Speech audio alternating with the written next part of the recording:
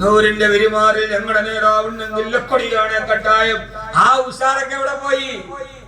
ഇസ്ലാമിന്റെ ഒരു ഐഡന്റിറ്റിയെ പറയുമ്പോൾ നമ്മുടെ നാം ഇങ്ങനെ താങ്ങുവാണ്. എന്തിനാ? ബാക്കി എല്ലാത്തിനും നമുക്കുണ്ട്. എന്താ മുദ്രാവാക്യം? കൂറുമാറ്റം, കാലുമാറ്റം, കാലുമാറി കാലുമാറി കാലുമാറ്റം ഒരു കലയാക്കി മാറ്റുന്നു. മത്സരിച്ചപ്പോ ഒരു പാർട്ടി, പ്രസിഡന്റ് തെരഞ്ഞെടുപ്പ് വന്നപ്പോ വേറെ പാർട്ടി. നാണവും മാനവും ഉണ്ടെങ്കിൽ അവനവൻ മത്സരിച്ച പാർട്ടി തന്നെ നിലനിൽക്കുന്നത് ആരാണെങ്കിൽ. എനിക്കിപ്പോ ഇവിടെ വല്ല കുഴപ്പമുണ്ട? ഇല്ലല്ലേ, ഇവനോട് പോകാൻ എന്നാ എന്റെ നടുക്കൂടെ വേണം പോകാൻ. ഈ ആളുകൾ വോട്ട് ചെയ്തത് എന്തിനാണ്? അവന്റെ രാഷ്ട്രീയം നോക്കി, അവന്റെ പാർട്ടി നോക്കി, അവന്റെ വ്യക്തിയെ നോക്കി. അത് ഏത് മല വന്നാലും അനങ്ങാതെ അങ്ങനെ തന്നെ നിൽക്കുക എന്നതിനാണ് രാഷ്ട്രീയം എന്ന് പറയുന്നത്. ഇത് പ്രസിഡന്റ് ആവാൻ അങ്ങോട്ട് ചാടി, അവിടെ നിന്ന് 8 ഇങ്ങോട്ട് ചാടി, ഇവിടെ നിന്ന് 3 അങ്ങോട്ട് ചാടി. ഈ രാഷ്ട്രീയം എന്ന് പറഞ്ഞാൽ അവിടെ തന്നെ നിലനിൽക്കണം. ഈ സമയത്ത് കളം ചാടുന്നതിന് എങ്ങനെ രാഷ്ട്രീയം എന്ന് പറയാ? ഇന്ന് എന്റെ പുറം നീ ചൊറിഞ്ഞു തന്നാൽ നാളെ നിന്റെ പുറം ഞാൻ ചൊറിഞ്ഞു തരും. അത്രേ പറയണ വിഷമം വല്ലതും ഉണ്ടാ? ഒരാള് പോസ്റ്ററിൽ ഞാൻ ഇന്ന പാർട്ടിയുടെ സ്ഥാനാർത്ഥി എന്നെ വോട്ട് ചെയ്യണം എന്ന് പറഞ്ഞ് വീട് വീടാന്തരം കയറി ഇറങ്ങി വോട്ട് ചോദിച്ച് ജയിച്ചു കഴിഞ്ഞപ്പോ ദാ കിടക്കുന്ന 8 അപ്പുറം, 4 ഇപ്പറെ. എന്തിനാ മത്സരിക്കുമ്പോ അത് പറഞ്ഞിട്ട് മത്സരിക്കണം. എന്നെ ജയിപ്പിച്ചാൽ ഞാൻ കാര്യം വരും, എന്നെ ജയിച്ചാൽ ഞാൻ മറുകട്ടം ചാടും എന്ന് പറഞ്ഞിട്ട് വേണ്ട വോട്ട് ചോദിക്കാൻ. അത് വാർഡാണേലും ശരി, ബ്ലോക്ക് ആണേലും ശരി, നഗരസഭയാണേലും ശരി, എന്തും ശരി. അതിൽ ഒരു ധാർമ്മികതയാണ്. അല്ലാഹു നമുക്ക് തൗഫീഖ് നൽകട്ടെ. അല്ലാഹു തൗഫീഖ് നൽകട്ടെ. മേയറൊക്കെ 5 വർഷം കഴിയുമ്പോൾ മാറൂലേ? ഇതിപ്പോ എത്ര കഷ്ടപ്പെട്ടാലും മാറും. മാറാത്തതേതാ? ഇവിടെ കുട്ടികൾ ഇരിപ്പുണ്ട്. ഹാഫിള്, അവ മരിച്ചാലും ഹാഫിള് മരിച്ചു എന്ന് പറയുള്ളൂ അല്ലെ? ഇപ്പൊ തിരുവനന്തപുരത്ത് ഒരു IPS ഉദ്യോഗസ്ഥ മത്സരിച്ചു. എന്നപ്പോ അവിടെ ഓഫീസിനടിയ. തിരുവനന്തപുരത്ത് എനിക്ക് ഓഫീസ് ഇല്ലാതെ അടിയോടടി. അപ്പോ ആ IPS ഉദ്യോഗസ്ഥ മത്സരിച്ചപ്പോ അവര് പോസ്റ്റൽ IPS എന്ന് വെച്ചു. എതിർ സ്ഥാനാർത്ഥി കേസ് കൊടുത്ത് റിട്ടയർഡ് ആണ്, IPS മാറ്റണം. പിന്നെ അത് പോസ്റ്റർ റിട്ടയർഡ് IPS എന്നാക്കി. എന്റെ പൊന്നു സഹോദരങ്ങളെ, ഈ ദുനിയാവിൽ എന്തൊക്കെ കഷ്ടപ്പെട്ട IPS ആയും IAS ആയും റിട്ടയർഡ് ആയ തീർന്നു, മാറ്റിയേ പറ്റും. പക്ഷെ നിങ്ങൾ എന്നെ ഒന്ന് ആലോചിച്ച് നോക്കുക. കബീർ ബാക്കവി, ഞാൻ മരിച്ചാൽ നിങ്ങൾ എന്താ പറയുള്ളൂ? ബാക്കവി മരിച്ചു എന്ന് പറയുള്ളൂ അല്ലേ? മരിച്ചാൽ ഹാഫിള് മരിച്ചു എന്നല്ലേ പറയുള്ളൂ. മരിച്ചാൽ ഇത് മാറൂല. IPS IAS ഒക്കെ എടുത്ത റിട്ടയർ ആയ അത്ര നാളെ കഷ്ടപ്പെട്ട് പഠിച്ചിട്ട് ഒരു പ്രയോജനം. അതുകൊണ്ടാണ് ഞാൻ IAS പോവായിരുന്നു. നമ്മള് കഷ്ടപ്പെട്ട് ഇപ്പൊ ഞാൻ IAS ആയി എന്ന് വിചാരിക്കും. അത് മാറ്റാൻ പറ്റും. അതുകൊണ്ടാണ് പോയത് 10ാം ക്ലാസ്സിൽ നിർത്തിയത്. ഇത് നിങ്ങൾ നോക്കി, ഇത് അവസാനം വരെ ആ ഒരു പദവി നിൽക്കും. ഈ കണ്ടം മാറിയും ചാല് മാറി ചവിട്ടിയും കിട്ടുന്നതിനൊക്കെ നൈമിഷികമാണ്. അള്ളാഹു നമുക്ക് കാത്തുരക്ഷിക്കട്ടെ. നിങ്ങളൊന്ന് ആലോചിച്ച് നോക്കി, 3 മാസമായിട്ട് കയ്യൊരു ചെറിയ പ്രശ്നമുണ്ട്, അതാ ഇരുന്നത്. പക്ഷെ അത് മുഴുവിപ്പിക്കാൻ പറ്റുമെന്ന് എനിക്ക് തോന്നുന്നില്ല. ചെറിയ പ്രശ്നം, മസിലിന്റെ പ്രശ്നം. വയനാട് യാത്ര കഴിഞ്ഞ കാറിൽ യാത്രയൊക്കെ പോകുന്ന പൊസിഷൻ തെറ്റിക്കിടന്ന് ഉറങ്ങിയതാണ്. അപ്പൊ തുടങ്ങിയ മസിൽ വേദന ഇപ്പൊ അത് ഭയങ്കരമായിട്ട് കേൾക്കാൻ പറ്റുന്നില്ല.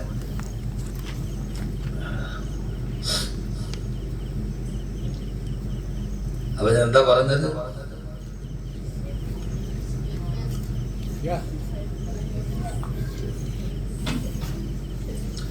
രണ്ടു മാസം വീട്ടില് ഭക്ഷണമില്ലാതിരുന്നിട്ടും പട്ടിണിയായിരുന്നിട്ടും അവരുടെ ജീവിത സുഖമാണ്. ഭർത്താവ് മരണപ്പെട്ടപ്പോ പറയാണ്, കാന ഖുലുഖുഹു അൽ ഖുർആൻ.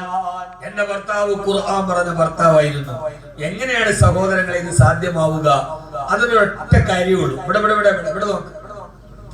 പടച്ചോൻ പറയുന്ന ഒരായത്താണ് ഞാനീ പറയുന്നത്. ഇക്കാര്യനെ കുറിച്ച് പറയാൻ പടച്ചോൻ പറയാണ്, ജീവിതത്തിൽ ഇങ്ങനെ സന്തോഷകരമായി ജീവിക്കണമെങ്കിൽ ഒരു കാര്യം ഓർത്താൽ മതി. നിങ്ങളിൽ തന്നെയുള്ള മനുഷ്യരെയാണ് അല്ലാഹു നിങ്ങൾക്ക് ഇണയാക്കി തന്നത്, മലക്കുകളെയല്ല. മനുഷ്യരാണ് എന്ന് കരുതിയാൽ മാത്രം മതി. ആ ആയത്തിന്റെ വിവക്ഷ എങ്ങനെയാണ്? ഖലഖലക്കും മിൻ അൻഫുസിക്കും. നിന്റെ ജീവിതത്തിലേക്ക് കയറി വന്ന പെണ്ണില്ലേ, അത് മലക്കോ ജിന്നോ ഒന്നുമല്ല. അത് നിങ്ങളിൽ തന്നെയുള്ള മനുഷ്യനാണ്. തെറ്റുപറ്റുന്ന മനുഷ്യൻ, അബദ്ധങ്ങൾ പറ്റുന്ന മനുഷ്യൻ, പിഴവുകൾ സംഭവിക്കുന്ന മനുഷ്യൻ. അതുകൊണ്ട് ആ വന്നതൊരു മനുഷ്യനാണെന്ന് കരുതിയാൽ മതി, ദാമ്പത്യ ജീവിത സുഖകരമാവും. നിങ്ങളൊന്ന് ആലോചിച്ച് നോക്കും, പടച്ചവൻ പറയുന്ന ഒരായത്തിൽ എന്തൊക്കെ അർത്ഥങ്ങളാണ്. മിൻ അൻഫുസിക്കും, അത് നിങ്ങളെപ്പോലൊരു മനുഷ്യനാണ്. നിന്റെ വീട്ടിലേക്ക് വരുന്നത് ജിന്നൊന്നുമല്ല, നീ കെട്ടിക്കൊണ്ടു വന്ന പെണ്ണു മലക്കൊന്നുമല്ല, നിന്റെ ഭർത്താവ് മലക്കല്ല, മനുഷ്യനാണ്. തെറ്റുപറ്റാവുന്ന മനുഷ്യൻ, ബുദ്ധിമുട്ടുകൾ ഉണ്ടാവുന്ന മനുഷ്യൻ. ഒരു തെറ്റുപറ്റി ഇവളെനിക്ക് വേണ്ട, ഇവനെനിക്ക് വേണ്ട, അല്ല, അത് മനുഷ്യനാണ് എന്ന ബോധം നിങ്ങൾക്ക് ഉണ്ടാവണം. ആ ഒരു വിട്ടുവീഴ്ചയും. അവളൊരു മനുഷ്യ സ്ത്രീയല്ലേ, അവളൊരു മനുഷ്യത്തിയല്ലേ. എന്തേടി പാത്രം കഴുകാത്തത്, എന്തേ ഡൈനിങ് ടേബിൾ ഇങ്ങനെ നടക്കണത്? വൈകുന്നേരം വന്നു ഹാജിയാര്, ഹോജ രാജാവായ ഹാജിയാര് രാവിലെ പോയിട്ട് വൈകുന്നേരം വന്നു.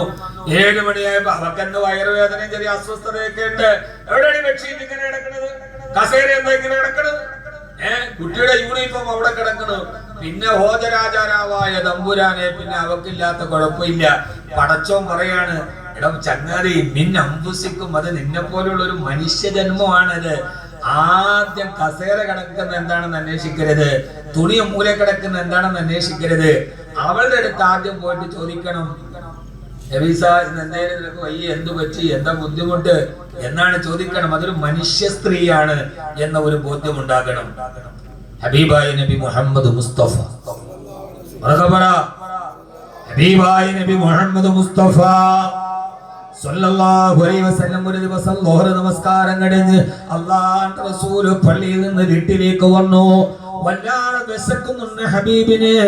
ആ വീട്ടിൽ വന്നിട്ട് വാതിൽ ചുറ്റി ആയിഷ റളിയല്ലാഹു തആല വിളി കേട്ടില്ല. രണ്ടാമതും വിളിച്ചു ആയിഷ ബീവി, രണ്ടാമതും വിളി കേട്ടില്ല. മൂന്നാമതും വിളിച്ചു ആയിഷ റളിയല്ലാഹു തആല, മൂന്നാമതും വിളി കേട്ടില്ല. ലോഹർ കഴിഞ്ഞ് പള്ളിയിൽ നിസ്കാരം കഴിഞ്ഞ് വരികയാണ്. ഹബീബായ റസൂലുള്ളാഹി സ്വല്ലല്ലാഹു അലൈഹി വസല്ലം വീട്ടിൽ വന്ന് വാതിൽ മുട്ടി ആയിഷ, വിളി കേട്ടില്ല. രണ്ടാമതൊന്നുകൂടി വിളിച്ചു ആയിഷ, വിളി കേട്ടില്ല. മൂന്നാമത് വിളിച്ചു ആയിഷ, സൗണ്ട് മാറും. മൂന്ന് താളത്തിലായിരിക്കും വിളി. ലോഹർ കഴിഞ്ഞ വേണേ നല്ല വിശപ്പും ഉണ്ടാവും, അല്ലാതെ തിന്നാന്ന് വിചാരിച്ച് വരുമ്പോഴാണ് ഈ പ്രശ്നം. മൂന്നാമതും വിളി കേട്ടില്ല. നമ്മളാണ് എന്ത് ചെയ്യും? ദോരസ്കാരം കഴിഞ്ഞു വന്നാൽ നല്ല വിശപ്പുണ്ട്. ആ സമയത്ത് വീട്ടിൽ വന്ന് വാതിലിൽ മുട്ടി ഭാര്യ 3 പ്രാവശ്യം വിളിച്ചിട്ട് വിളി കേൾക്കണില്ല. നമ്മൾ എന്ത് ചെയ്യും? നിങ്ങളൊന്നും ചെയ്യൂലേ? നിങ്ങളുടെ ഭാര്യമാരൊക്കെ വലിയ ഭാഗ്യവതികൾ തന്നെ കേട്ടാ. ഇത്രയ്ക്ക് സബറും ക്ഷമയുള്ള നിങ്ങളെ കിട്ടിയത് അവർക്ക് വലിയ അനുഗ്രഹമാണ്. നിങ്ങൾ ഒന്നും ചെയ്യൂല, ഒറ്റ ചവിട്ടി വിട്ടുക. വാതിൽ നിരത്തി അപ്പുറത്ത് പോയി കിടക്കും. വൈകുന്നേരം മേച്ചിനെ വിളിച്ച് നമ്മൾ തന്നെ നോക്കും. ആ സമയത്ത് ഒരു ചവിട്ട് കൊടുക്കും, വാതിലപ്പുറത്ത് കിടക്കും. രാത്രിയാകുമ്പോൾ പറയും, മനുഷ്യനെ കള്ളം കയറണമെങ്കിൽ വാതിലെടുത്ത് നേരെ വെക്കാൻ പറയും. വാതിൽ നമ്മൾ പിറ്റേ ദിവസം മേശരിക്ക് 500 രൂപ എടുത്ത് നമ്മൾ തന്നെ ശരിയാക്കുകയും ചെയ്യും. യഥാർത്ഥത്തിൽ ഇവിടെയാണ് ഹബീബ് ജീവിതത്തെ പഠിപ്പിക്കുന്നത്.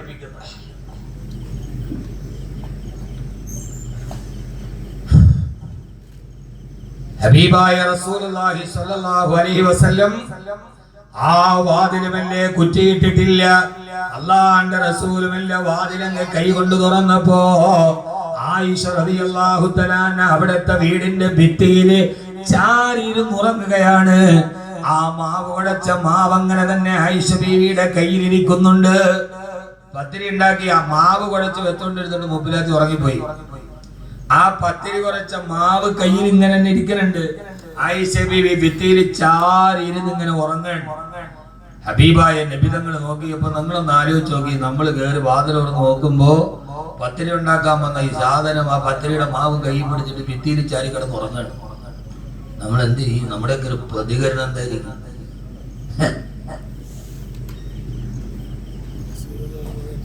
ഇവിടെയാണ് കുടുംബ ജീവിതത്തിന്റെ സൗന്ദര്യത്തെ നമ്മൾ പഠിക്കുന്നത്. ഹബീബായ നബി സല്ലല്ലാഹു അലൈഹി വസല്ലം എന്ത് ചെയ്തു എന്നറിയോ? ഒന്നും ചെയ്തില്ല. മെല്ലെ ശബ്ദമുണ്ടാക്കാതെ നടന്നു പോയി. ഹബീബായ നബി തങ്ങൾ ആയിഷ ബീവിയുടെ അടുത്ത് പോയി മെല്ലെ ശബ്ദമുണ്ടാക്കാതെ ഇരുന്നു.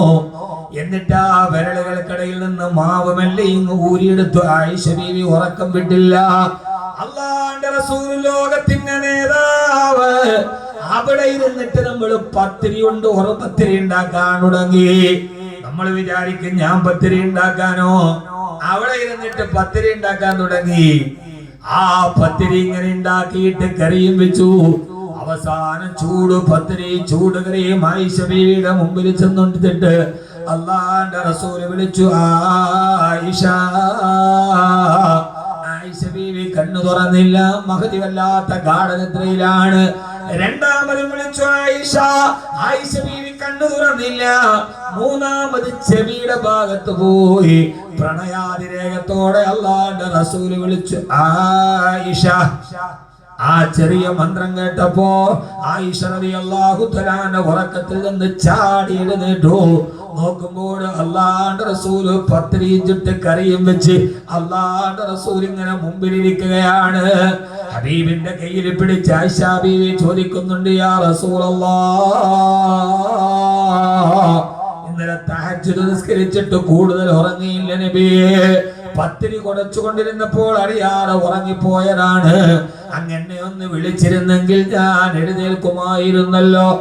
യാ റസൂലല്ലാഹ്, ഹബീബായ നബി തങ്ങളുടെ മറുപടി, ആയിഷ, എല്ലാ ദിവസവും നീ അല്ലേ എനിക്ക് ഭക്ഷണം ഉണ്ടാക്കി തരുന്നത്. ഇന്ന് ഒരു ദിവസം എനിക്കൊരവസരം കിട്ടിയപ്പോ അത് ഞാൻ മുതലാക്കിയതാണ് ആയിഷ. അനിയന്ത്രിതമായ ദേഷ്യം വന്ന് ഭാര്യയെ ശകാരിക്കാൻ കിട്ടുന്ന ഒരു അവസരം പോലും ദാമ്പത്യ ജീവിതത്തിന്റെ പ്രണയമാക്കി മാറ്റിയ ഹബീബായ നബി മുഹമ്മദ് മുസ്തഫ സല്ലല്ലാഹു അലൈഹി വസല്ലം ആരാണ് തന്റെ ഭാര്യ ചാരിയിരുന്ന് ഉറങ്ങുമ്പോ ആരാണ് മറുഭാഗത്തിരുന്ന് മാവ് കൊടുക്കുന്നത്, ആരാണ് ഇറച്ചി കഴുകുന്നത്, ആരാണ് ഭക്ഷണം ഉണ്ടാക്കുന്നത്. വലിപ്പമോ ചെറുപ്പമോ തടസ്സമല്ല, പേരും വിലാസവും തടസ്സവുമല്ല. ആർക്കു വേണ്ടിയാണോ ഈ ഭൂലോകം സൃഷ്ടിക്കപ്പെട്ടത്, ആർക്കു വേണ്ടിയാണോ ചന്ദ്രൻ ഉദിച്ചത്, ആർക്കു വേണ്ടിയാണോ സൂര്യൻ പുഞ്ചിരി പൊഴിച്ചത്, ആർക്കു വേണ്ടിയാണോ നക്ഷത്രങ്ങളെ താരാട്ട് പാടിയത്, ആർക്കു വേണ്ടിയാണോ ആരോടാണോ കല്ലുകൾ സലാം പറഞ്ഞത്, ആരോടാണോ മാൻപേടകൾ ഓടി വന്ന് പുഞ്ചിരിച്ചത്.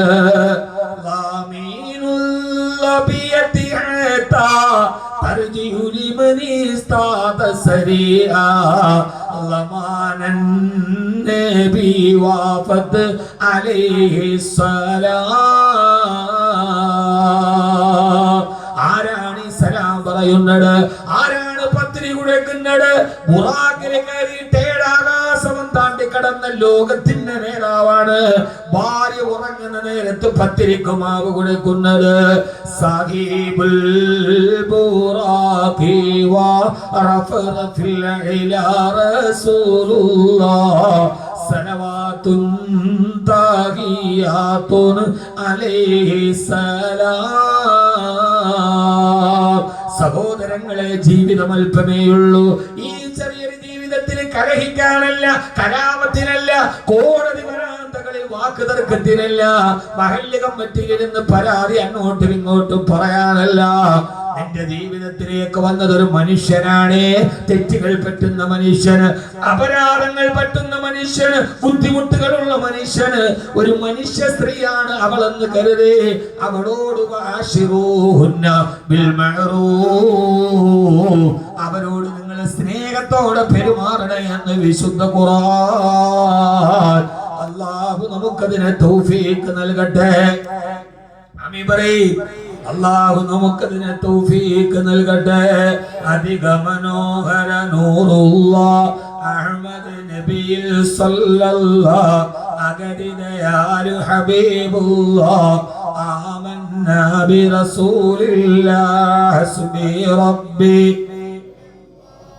ബാബി ഖൽബി ഖൈറുല്ലാഹ് നൂർ മുഹമ്മദ് സല്ലല്ലാഹ്.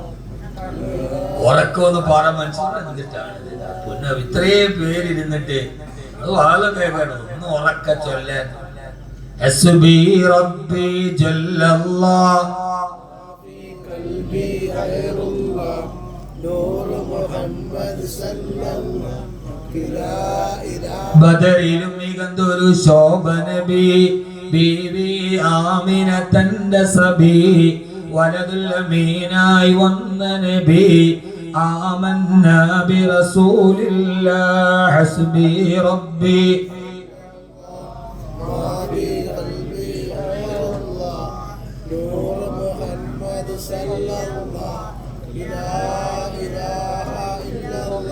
അല്ലാഹു നമ്മളെ സ്വീകരിക്കുമാറാകട്ടെ. അല്ലാഹു നമ്മളെ സ്വീകരിക്കുമാറാകട്ടെ. ഹബീബായ നബി മുഹമ്മദ് മുസ്തഫ വിശുദ്ധ ഖുർആൻ പഠിപ്പിക്കുകയാണ്, ഭാര്യ ഭർത്താക്കന്മാർ പരസ്പരം മനുഷ്യരാണ്, പിഴവുകൾ ഉണ്ടാകും, തെറ്റുകൾ ഉണ്ടാവും എന്ന കാര്യത്തെ കുറിച്ച് ബോധ്യമുണ്ടാവുക. മൂന്നാമത്തേത് വജഅല ബൈനകും മവദ്ദതൻ വറഹ്മാ, അവരുടെ രണ്ടുപേരുടെയും ഇടയിൽ പരസ്പര കാരുണ്യവും ബന്ധങ്ങളും ഉണ്ടാവുക. ദാമ്പത്യ ജീവിതത്തിലെ ഏറ്റവും പ്രധാനപ്പെട്ട ഒരു കാര്യമാണ് വജഅല ബൈനകും മവദ്ദതൻ വറഹ്മാ, അവരുടെ ഇടയിൽ പരസ്പരം ഒരു ബന്ധമുണ്ടാവുക. ഭാര്യയ്ക്ക് ഭർത്താവിനോട് ബന്ധം, ഭർത്താവിന് ഭാര്യയോട് ബന്ധം. അതോടൊപ്പം തന്നെ അതുവഴി ഉണ്ടാകുന്ന ബന്ധങ്ങൾ, ഭാര്യയുടെ പിതാവ്, ഭാര്യയുടെ മാതാവ്, ഭാര്യയുടെ സഹോദരങ്ങൾ. ചിലർക്ക് പെണ്ണ് കെട്ടിക്കൊണ്ടു വന്നാൽ പിന്നെ അവളുടെ വീട്ടിൽ പോകാൻ പാടില്ല, ഒരു വെക്കേഷന് 10 ദിവസം വിടൂല. പഹയന്റെ കൂടെ 11 മാസം നിന്നാലും ഉമ്മ ഓളിന് ഒരു 10 ദിവസം അവളുടെ വാപ്പാട് ഉമ്മാട് അവളെന്തിനാ പോണത്? അമ്മായിയമ്മയുടെ ചോദ്യം, അവളെന്തിനാ പോണം? കെട്ടിച്ചോണ്ട് നമ്മുടെ വീട്ടിലോട്ട് കൊണ്ടുവന്ന ഇവിടെ എനിക്ക് വേണ്ടി കണ്ണൂരാണ് നല്ലത്. കെട്ടിച്ച പെണ്ണിന്റെ വീട്ടിൽ തന്നെ. നമ്മുടെ നാട്ടിലാണ് ഈ പെണ്ണ് കെട്ടിയിട്ട് ഭർത്താവിന്റെ വീട്ടിലോട്ട് കൊണ്ടുവരും. എന്റെ ഒരു അഭിപ്രായത്തിൽ കണ്ണൂരെ പോലെ കല്യാണം കഴിച്ചിട്ട് ആ പെണ്ണ് അവിടെ തന്നെ കിട്ടതാ നല്ലത്.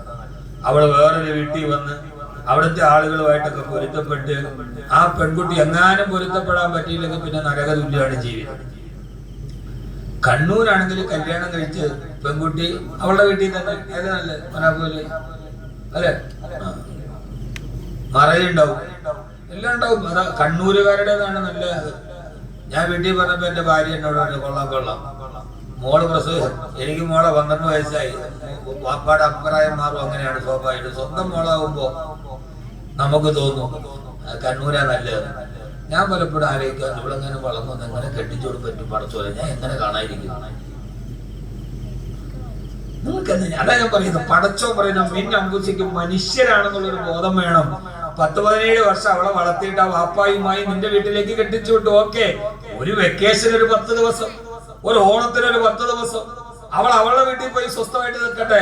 അത് ചോദിച്ച വീട്ടിൽ പിന്നെ ഉമ്മാക്ക് പറ്റൂല, പെങ്ങക്ക് പറ്റൂല, നാത്തൂര് പറ്റൂല. അവളെന്തിനു വേണം? അത് അവൾ എത്തിയെന്നാണ് വന്ന. ഇവിടെയാണ് ഖുർആൻ പറയുന്നത് മിന്നമ്പുസിക്കും മനുഷ്യരാണ്. ആ ബന്ധങ്ങളെ നിങ്ങൾ നിലനിർത്തണം. അവളുടെ വാപ്പ, അവളുടെ ഉമ്മ, അവരുടെ സഹോദരങ്ങൾ, അവള് 10-18 വർഷം കളിച്ചു നടന്ന അവളുടെ വീട്, അവളുടെ ബന്ധുക്കൾ, അവളുടെ കൊച്ചുമ്മമാർ, അവരോട് ബന്ധങ്ങൾ പൂർത്തിയാക്കാനുള്ള സമയമാണ്. അതുകൊണ്ട് അവളെ അങ്ങോട്ട് വിടണം, അത് അവളുടെ അവകാശമാണ്. ഇതൊക്കെ പറഞ്ഞ ആളുകൾക്ക് ഈ മൊയ്ലിയാരെ വാതിനെ വിളിക്കരുതെന്ന് പറയാം അടുത്ത വർഷം. ഏതായാലും ഞാൻ പറഞ്ഞില്ല. നബി സല്ലല്ലാഹു അലൈഹി വസല്ലമക്ക് ഏറ്റവും സ്നേഹാരോടാണ്? ആയിഷ ബീവിയോട്. ആയിഷ ബീവി റളിയല്ലാഹു അൻഹയോട് അല്ലാഹുവിന്റെ റസൂലിന് ഭയങ്കര സ്നേഹമാണ്. അപ്പൊ ബാക്കിയുള്ള ഭാര്യമാർക്ക് മുഴുവനും പ്രശ്നമായി.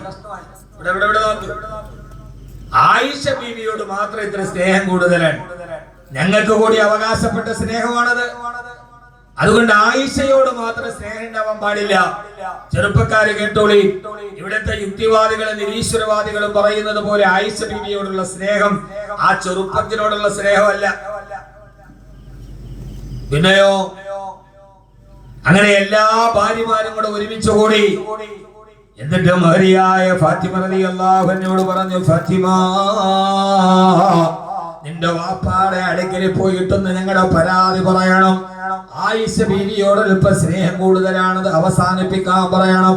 എല്ലാവരുടെയും പ്രതിനിധിയായി ഫാത്തിമ റളിയല്ലാഹു അൻഹ പോകുമ്പോ ആയിഷ റളിയല്ലാഹു തആല പറയാ, ഞാനും എന്റെ ഹബീബായ നബി തങ്ങളും ഒരു പുതപ്പ് മൂടിയിട്ട് അതിന്റെ അർദ്ധഭാഗം വരവയറിന്റെ ഭാഗം മാത്രം മറച്ചിട്ട് ഞങ്ങൾ രണ്ടുപേരും കിടക്കുമ്പോ ഞങ്ങളുടെ ജീവിതത്തിലെ സ്വകാര്യ നിമിഷത്തിൽ ഞങ്ങൾ കിടക്കുകയാണ്. അപ്പോഴാണ് ഫാത്തിമ ബീവി കടന്നു വരുന്നത്. എന്തേ മോളെ ഫാത്തിമ? ഫാത്തിമ റളിയല്ലാഹു അൻഹ വാപ്പയോട് പറഞ്ഞു, വാപ്പാ ഇന്ന അസ്വാദക യുനാസിദിനകൽ അദിലത ബിബിനതി ഇബ്നി അബീ ഖുഹാഫ. അബൂ ഖുഹാഫയുടെ മകന്റെ മകളോട്, അബൂ ഖുഹാഫയുടെ മകൻ സിദ്ദീഖ് റളിയല്ലാഹു അൻഹു, സിദ്ദീഖ് റളിയല്ലാഹു അൻഹുവിന്റെ മകൾ സിദ്ദീഖ റളിയല്ലാഹു അൻഹ, ആയിഷത്തു സിദ്ദീഖ, സിദ്ദീഖ ബിന്ത് സിദ്ദീഖ്, സിദ്ദീഖിന്റെ മകൾ സിദ്ദീഖ റളിയല്ലാഹു അൻഹ ആയിഷ ബീവിയോട് അല്പം സ്നേഹം കൂടുതലാണെന്ന് ബാക്കിയുള്ള ഭാര്യമാർക്കും പരാതിയുണ്ട്. അത് പറയാൻ അവരുടെ പ്രതിനിധിയായിട്ട് തന്നെ പറഞ്ഞു വിട്ടതാണ് നബിയെ. ആയിഷ റളിയല്ലാഹു അൻഹ പറയാ, മകള് വന്നത് എനിക്ക് അങ്ങനെ ഇഷ്ടപ്പെട്ടില്ല, എന്നാലും നിശബ്ദമായിരുന്നു. അല്പനേരം നിന്റെ പൊന്നുമോളുടെ മുഖത്ത് നോക്കിയിട്ട് അല്ലാഹുവിന്റെ റസൂൽ ചോദിച്ചു, ആയിഷ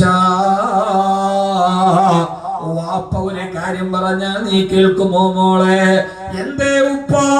അല്ലാഹുവിന്റെ റസൂൽ പറഞ്ഞു, ഫാത്തിമ എനിക്ക് ആയിഷയോട് സ്നേഹം കൂടുതലാണെന്നുള്ളത് ശരിയാണ്, അതുകൊണ്ട് അഹിബ്ബി ആയിഷ, നീ എന്നെ ആയിഷയെ സ്നേഹിച്ചോളൂ മോളെ. ആരോടുള്ള സ്നേഹ കൂടുതലിനെ കുറിച്ച് പരാതി പറയാനാണോ വന്നത്? അവരോട് തന്നെ നീ സ്നേഹിക്കാൻ പറഞ്ഞപ്പോ തന്റെ പിതാവിന്റെ മറുപടിയിൽ തിരിച്ചുപോയി ഫാത്തിമ റളിയല്ലാഹു അൻഹ. മറ്റുള്ള ഭാര്യമാര് ചോദിച്ചു, ഫാത്തിമ എന്ത് പറഞ്ഞു? ഞാൻ നിങ്ങളെ പറഞ്ഞത് പറഞ്ഞപ്പോ ഉപ്പ പറഞ്ഞു ആയിഷ ബീവിയെ ഞാൻ സ്നേഹിക്കണമെന്ന്. അത് കേട്ടപ്പോ ഞാൻ തിരിച്ചു വന്നു അത്രേ. മറ്റുള്ള ഭാര്യമാര് പറഞ്ഞു അത്രേ, ഇല്ല ഫാത്തിമ, ഒന്നുകൂടി പോയി പറയില്ല, ഇല്ല എന്റെ വാപ്പയോട് ഞാൻ ഇനി ഇക്കാര്യം പറയാൻ പോകുന്ന പ്രശ്നമില്ല. അവസാനം എല്ലാ ഭാര്യമാരും കൂടി അടുത്തതായി സൈനബ റളിയല്ലാഹു തആല തീരുമാനിച്ചു, സൈനബേ നീ പോയി പറയ. കാരണം ആയിഷ ബീവിയോട് സൗന്ദര്യത്തിന് കടപിടിക്കുന്ന ആളാ സൈനബ് ബിന്ത് ജഹ്ഷ് റളിയല്ലാഹു അൻഹാ. ആയിഷ ബീവി പറയുന്നുണ്ട്, സൈനബ് ഫൈനാ സവ്വാമത്തുൻ ഖവ്വാമ. സൈനബ് ബീവി നല്ല നോമ്പ് പിടിക്കുന്ന ആളാ, കൂടുതൽ നിസ്കരിക്കുന്ന ആളാ, ഞങ്ങളുടെ കൂട്ടത്തിൽ ഏറ്റവും ഖുർആൻ ഓതുന്ന ആളാ, നല്ല പെണ്ണാണ് സൈനബ്. പക്ഷേ വലാകിൻ ഹിദ്ദ, മുൻകോപം ഒരൽപ്പം കൂടുതലാണ്. സൈനബ് ബീവിയെ കുറിച്ച് പറയാൻ നല്ല നോമ്പുണ്ട്, നിസ്കാരം കൊണ്ട്, ഖുർആൻ ഓതും, പക്ഷേ വലാകിൻ ഹിദ്ദ, ഒരൽപ്പം മുൻകോപം കൂടുതലാണ്. അങ്ങനെ ഒത്തിരി സൈനബുമാർ ഇവിടെയും കാണും. നിസ്കാരമുണ്ട്, നോമ്പുണ്ട്, ദിക്റുണ്ട്, എല്ലാം ഉണ്ട്, ദേഷ്യം വന്ന കണ്ണാണൂല. ബാക്കിയൊക്കെ ഓക്കെ. നോമ്പോട് നോമ്പ്, നിസ്കാരത്തോട് നിസ്കാരം, ദിക്റോട് ദിക്റ്. ഇടഞ്ഞാല് കൊമ്പനടഞ്ഞ മാതിരിയാ. കണ്ണ് മാത്രമേ വെളിയിൽ കാണുള്ളൂ, ബാക്കിയെല്ലാം മൂടിയിട്ടിട്ടുണ്ടാവും. പക്ഷേ ദേഷ്യം വന്നാൽ പിടിച്ചാൽ കിട്ടൂല.